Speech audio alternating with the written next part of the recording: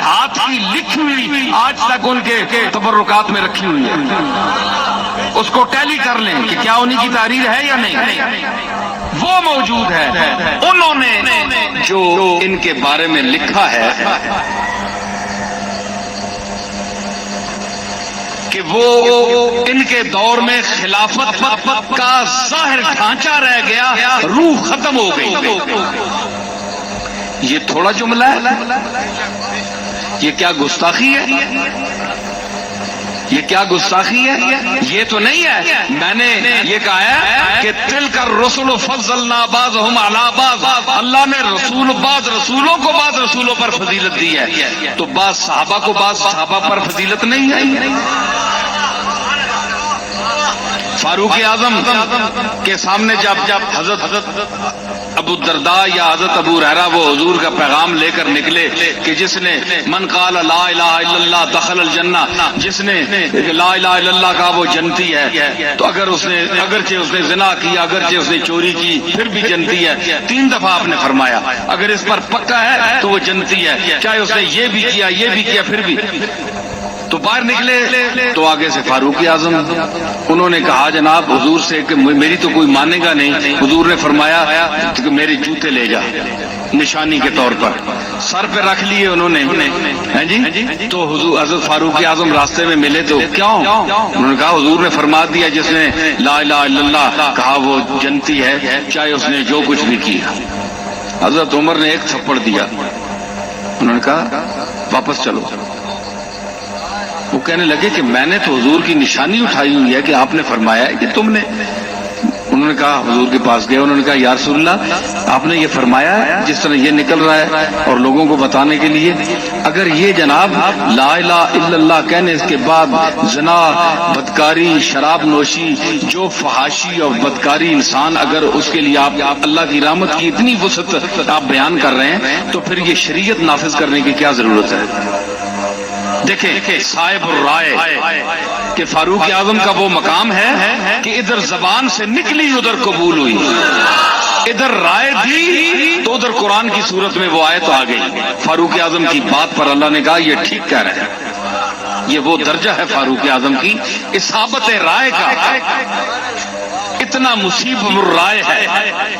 تو حضور نے فرمایا ٹھیک ہے فاروق تو ٹھیک کہہ رہا ہے، تو اس پر وہ قائم رہا اور اس پر مرا، اس کے بعد وہ جنت میں جائے گا۔ پھر آپ نے اضافے کیے، یہ نہیں ہے کہ تم اعلان کرتے پھرو کہ جاؤ جو مرضی کرو، صرف لا الہ الا اللہ پڑھ لو تو بس جنتی ہو، جو برے عمل کرو کرتے رہو۔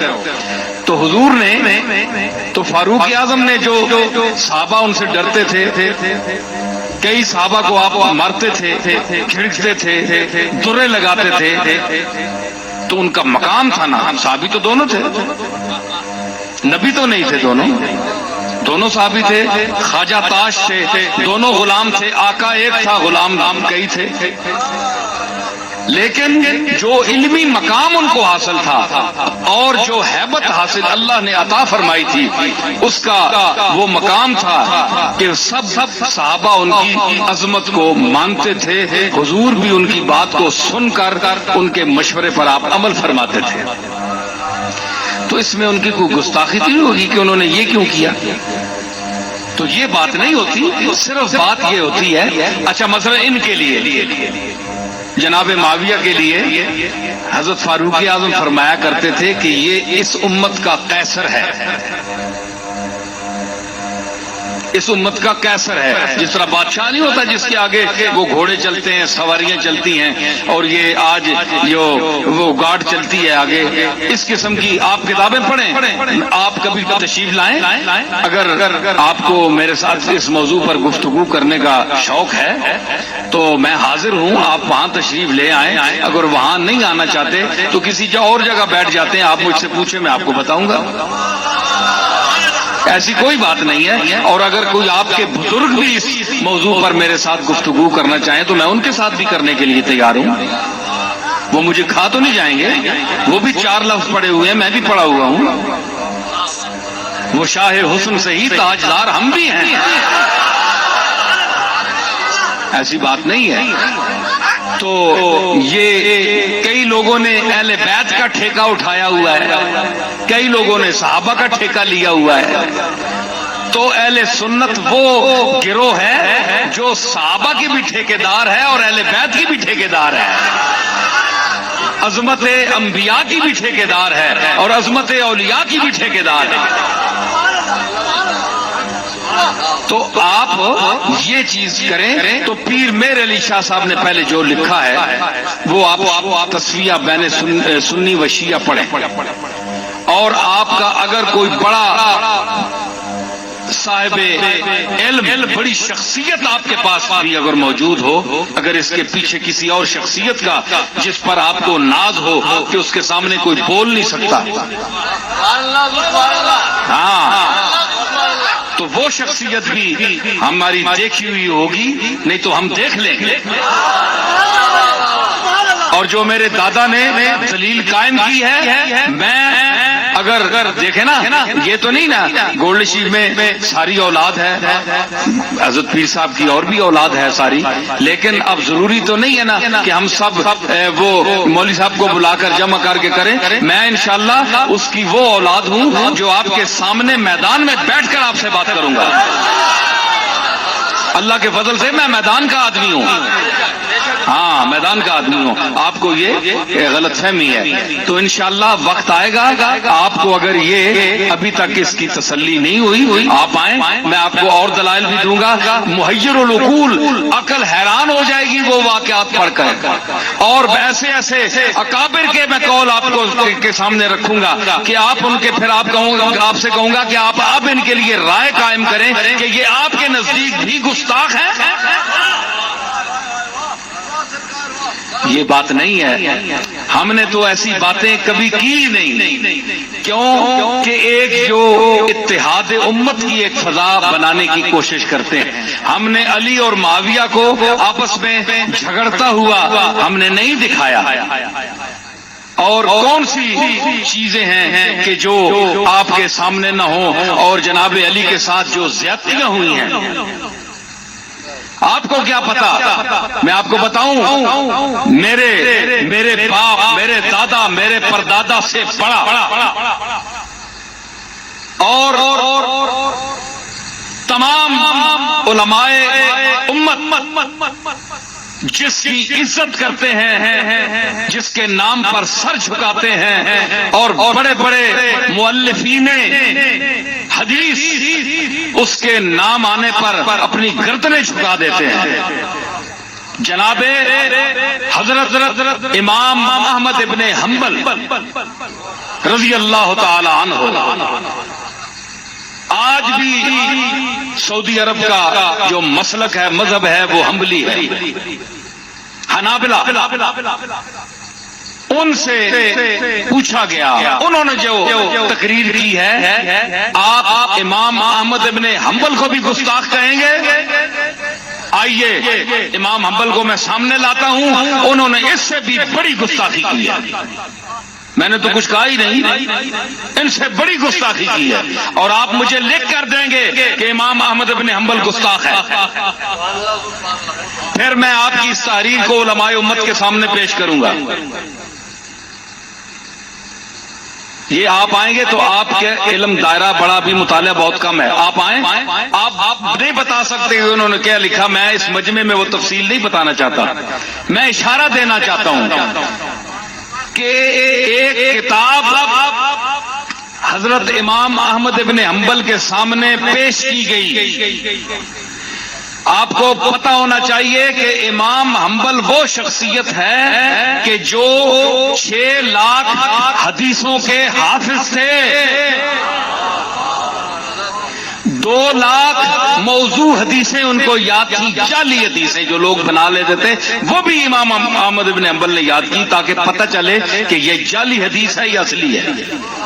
اتنے بلا کا، حافظے کا آدمی، اور جس کا مقلد پیران پیر حضرت غوث پاک عبد القادر جیلانی بھی اس کا مقلد ہے۔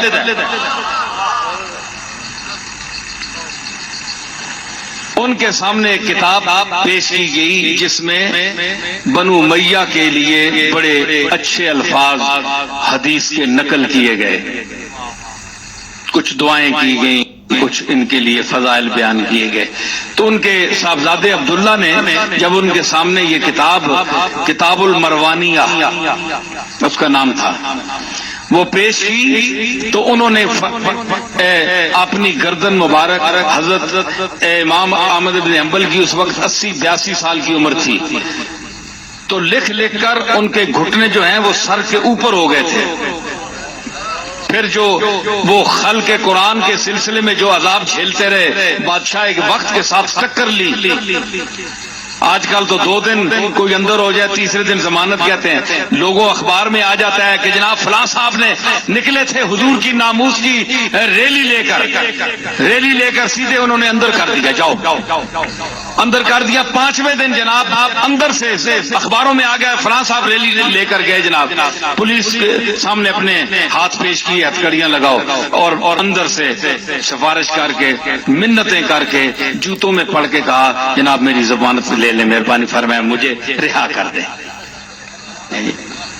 تو یہ شوشہ والی حب رسول نہیں تھی ان میں، شوشہ والی حب رسول نہیں تھی۔ بوڑھا آدمی امام احمد بن حنبل، آؤں گا میں اس بات پر، تمہیں آج بھی مولوی ہیں، آج بھی پیر ہیں، آج بھی بڑے مشائخ ہیں، آج بھی بڑے بڑے علامے ہیں، کوئی پیر امام احمد ابن حنبل کی جوتوں کی دھول تک بھی نہیں پہنچ سکتا، نہ کوئی عالم دین پہنچ سکتا۔ جس راستے سے امام احمد ابن حنبل گزرے ہیں اس کی اقطاب اور غوث اس کی گرد راہ کو ترستے ہیں۔ بادشاہ کے ساتھ جھگڑا ہوا کیا کہ قرآن خلق ہے، اس نے کہا خلق ہے، آپ نے فرمایا خلق اللہ کی صفت ہے، کیونکہ مخلوق حادث ہے، قرآن حادث نہیں ہے۔ اس پر جھگڑا ہوا، بڑی لمبی بحث ہے۔ خیر اس نے کوڑے مارے، بوڑھا آدمی 80 سال کا۔ تو آپ پڑھیں وہ دردناک قصہ جو مرتے دم تک امام احمد بن حنبل کے ساتھ، اس بوڑھے انسان کے ساتھ جو اس نے سلوک کیا، رسے ڈال کر بچوں کے سپرد، نوجوانوں کے سپرد، جن سے شیطان بھی پناہ مانگتا ہے، ان کے سپرد کر دیا جاتا تھا امام حنبل کو۔ وہ گھسیٹتے تھے بغداد کی سڑکوں میں، اور اس کے پیچھے کون چلنے والا ہے جی؟ غوث پاک۔ اس کا مقتدی کون ہے؟ اس کی فقہ کا مقلد کون ہے؟ شیخ عبد القادر جیلانی جیسا شخص۔ اور امام کی یہ حالت ہے کہ گھسیٹ رہے ہیں اسے، تو فرما رہے ہیں، کوڑے مار رہے ہیں ساتھ، پولیس والے کہتے ہیں کہ کہو کہ قرآن اللہ کی مخلوق ہے، خلق ہے۔ اس نے کہا نہیں، اللہ کی صفت ہے، اس پر قرآن یا حدیث سے کوئی ثبوت لاؤ گے تو مانوں گا، نہیں تو نہیں مانوں گا۔ گھسیٹ کا دربار میں 2 درے لگتے، تو ائمہ لکھتے ہیں کہ اتنے زور کا وہ درہ مارتا تھا کہ اگر وہ ہاتھی پر لگتا تو ہاتھی بھی کام چاہتا۔ وہ بوڑھا انسان 80 سال کی عمر میں وہ درے کھاتا رہا، کتنا عرصہ؟ آپ کو بتاؤں میں امام احمد بن حنبل کی شان، درہ لگا، ازار بند ٹوٹ گیا، دربار میں کھڑے ہیں، بادشاہ بیٹھا ہوا ہے، علماء جو اس کے چمچے تھے، آج کل چمچے علماء بھی ہوتے ہیں نا، جو بادشاہ کی ہاں میں ہاں ملاتے ہیں پیسے لینے کے لیے، یہ جس کو کہتے ہیں دین فروش، دین بیچنے والے ملا بیٹھے تھے جو اس کی ہاں میں ہاں ملا رہے تھے۔ امام احمد بن حنبل کو جب کوڑا برسایا گیا تو آپ کا ازار بند ٹوٹ گیا، ہاتھ بندھے ہوئے تھے، آپ کے پیچھے ہاتھ بندھے ہوئے تھے۔ تو بوڑھے نے آنکھ اٹھائی، آسمان کی طرف دیکھا، کہنے لگا کہ میرے مالک، میں تیرے قرآن کو تیری صفت بتا رہا ہوں اور یہ مخلوق خلق بتا رہے ہیں، تو میں تیری قرآن کی وہ شان بیان کر رہا ہوں جو ہے، تو مجھے بھرے دربار میں ننگا کر رہا ہے۔ وہ آپ کا جو پاجامہ تھا وہ بس گرنے والا تھا، ٹوٹ گیا تھا. تو لکھتے ہیں کہ غیب سے ایک ہاتھ نمودار ہوا دربار میں، غیب سے ایک ہاتھ نمودار ہوا جو حضرت امام احمد بن حنبل کی کمر پر اس نے ہاتھ پھیرا. خدا جانے جبریل تھا، کون تھا، رجال الغیب میں سے تھے. تو دوبارہ وہ جو ہزار بند ہے وہ اس کو جوڑ دیا گیا، اللہ نے جڑوا دیا اس کو، اور امام احمد بن حنبل کی سر دربار عزت رکھ لی اللہ نے. یہ وہ شان کا آدمی ہے، یہ اس شان کا. اور جب ان کا جنازہ اٹھا تو 7 لاکھ سے اوپر انسان تھے جنازے میں. تو انہوں نے کہا کہ عبداللہ نے کہا کہ بابا یہ کتاب دیکھیں، ان میں بڑی ان کی تعریف ہے بنو امیہ کی. تو انہوں نے کہا کہ یہ جاہز ایک بدصورت انسان جو مکے میں تھا، جو بنو امیہ کا ہم اثر تھا، اور وہ بدترین، جس طرح یوسف خوبصورت ترین انسان اللہ نے پیدا کیا، تو کتابوں نے جاہز کے لیے لکھا جیم الف ہائے ہوتی اور زوئے جاہز. تو بدترین صورت والا، ایسا بدصورت انسان کسی نے نہیں دیکھا، اتنا بدصورت تھا وہ. اور اللہ نے اس کو کمال کیا دیا تھا کہ جب وہ اپنے موڈ میں بولتا تھا تو ایسا فصیح و بلیغ جملہ عربی کا نکلتا تھا اس کے منہ سے جس طرح حضور رسالت میں آپ بول رہے ہوں. حضور سے ملتا جلتا، اس میں حضور کی فصاحت و بلاغت کی بو آتی تھی، خوشبو آتی تھی، اتنا فصیح تھا وہ. جملہ بولتا تھا تو پتہ تھا، لگتا تھا کہ رسول اللہ کی حدیث کا ٹکڑا ہے.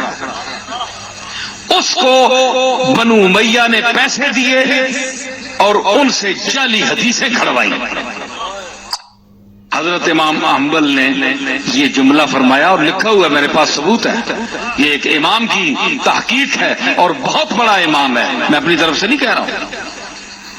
یہ ساری ان کی یہ گھڑوائی ہیں اور یہ حدیثیں جعلی گھڑوا کر اس کو بعد میں نقل کیا، ساری کتابوں نے نقل کیا. تو مطلب یہ ہے کہ انہوں نے کہا کہ یہ چیز جو ہے، انہوں نے ایک اور جملہ کہا. امام احمد بن حنبل نے فرمایا کہ اصل بات ہے یہ ہے بیٹا کہ علی قلیل الاحبا تھا اور کثیر الاعداء تھا. علی کے دوست تھوڑے تھے، دشمن زیادہ تھے. تو اس کی وجہ کیا ہوتی ہے؟ یہ تو امام احمد بن حنبل کا ارشاد ہے نا جو میں پیش کر رہا ہوں. اس کی وجہ میں نے کیا سمجھی، اس لیے کہ دوست ہوتے ہیں ان کے زیادہ جن کے جو کھلائیں، جن کا دسترخوان وسیع ہو،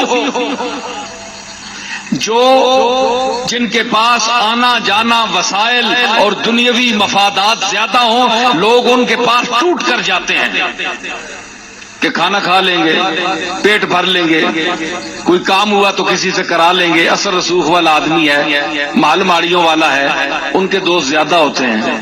علی کے پاس کیوں جاتے بھائی؟ علی کے پاس تو نان جو تھی، جو کی روٹی تھی.